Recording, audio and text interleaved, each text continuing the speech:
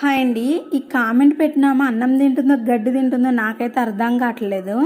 అసలు అన్నం తినేదైతే పెట్టదు ఇలాగా. ఎందుకంటే ఒకరి పిల్లని అంటే వాళ్ళ తల్లి ఎంత బాధపడుతుందని ఆలోచించాలి. అయినా నా పాపకి ఏం తక్కువైంది, నేను ఫ్రాక్ కుట్టాను ఎలా ఉందో చూడండి అని పెడితే నేను కుట్టడం బాగుందంట. ఈవిడ గారు నాకు కాంప్లిమెంట్ ఇవ్వకపోతే నాకు అవసరం లేదు, కానీ నా పిల్లని అనడానికి నువ్వెవరమ్మా, ఆ కోతి పిల్లలాగుంది, మీ పిల్ల బాగాలేదు, డ్రెస్ బాగానే ఉందని పెట్టిందండి. అసలు అనడానికి నోరు ఎలాగొస్తుంది? నా చిన్న పాప అంట బాగాలేదంట. అసలు ఎవరి పిల్లనైనా అనడానికి ఈమె ఎవరు? అసలు మా చిన్న పాప బాగాలేదని చెప్పడానికి ఆమె ఎవరు? అసలు నాకు వచ్చే కోపానికి అసలు దగ్గరుంటేనా ఒకరి పాపనంటే తల్లికి ఎంత బాధ అనిపిస్తుంది. ఈమెను ఎవరు పెట్టమన్నారు కామెంటు? నచ్చకపోతే వీడియో చూడకు, అంతేగాని పాప బాగాలేదు, పాప కోతి పిల్లలాగుంది అనడానికి నోరేలాగొచ్చింది. నిజంగా పిల్లలున్న తల్లి అయితే ఎవరు కూడా ఇంకొకరి పిల్లల్ని అనదు.